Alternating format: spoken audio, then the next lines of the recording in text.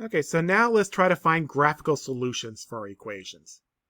Let's say my equation is y is equal to 2 times x plus 4. And what I want to do is let's start off by completing the table.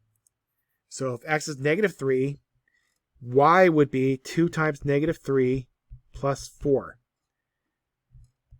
So 2 times negative 3 is negative 6 plus 4 gives me negative 2. And what I do is, where x is negative 3 and y is negative 2, I would plot a point. If x is 0, then this would be 2 times 0 plus 4,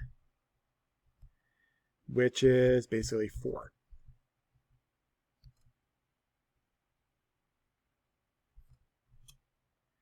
And if x is 1, this becomes 2 times 1 plus 4, which is 2 plus 4,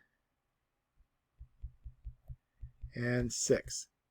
So when x is 1, the y value is 6. And if you did this correctly, when you draw a line, it should go through all 3 points.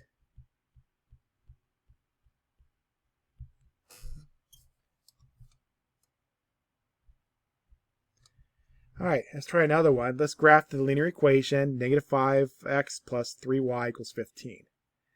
So good ones to try are where x is 0 or y is 0. If x is 0, then this becomes 3y equals 15. So divide by 3, y would become 5. So 0, 5 is right there on the vertical axis. If y is 0, this becomes negative 5x equal to 15. So x becomes negative 3. And really that's enough to write to graph the equation. But it's good to have a third point as a way of checking your work. So let's say x is, I'll say x is positive 3. So this becomes negative 5 times 3 plus 3y equal to 15. Negative 15 plus 3y equals 15. Add 15 to both sides, you'll get 3y is equal to 30. And so y has to be 10. So if x is 3, y would be 10. And if I did this correctly, it should all going through the same line.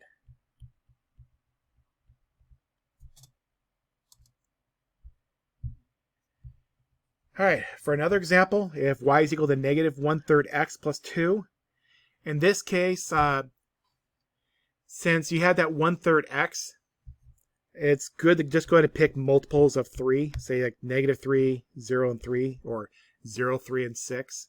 Take your pick. But negative 1/3 times negative 3 is going to be positive 1. Those are reciprocals. Plus 2. 1 plus 2 is 3. Negative 1/3 times 0 plus 2, well, it'll just be 2. And negative 1/3 times positive 3 is negative 1.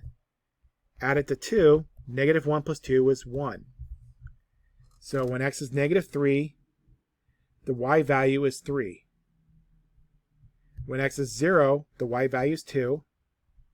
And when x is positive 3, the y value is 1. I should say you can pick any value of x or y you want to solve for the other. But when you see that fraction 1/3, I find it a lot more helpful to pick multiples of that denominator. So my denominator is 3, so that's where I went the negative 3, 0, and 3 for x. Oh, yeah. Also need to connect the dots.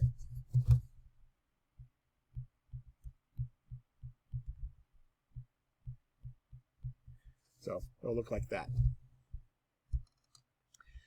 All right, as a final one, graph the linear equation x equals 5. Notice it's just x equals 5 and there's no value of y. That means no matter what we choose for y, the x value is going to be 5, and always 5. So what this tells us is that when x is 5, y is negative 10. When x is 5, y is 0. And when x is 5, y is positive 10. So connecting the dots,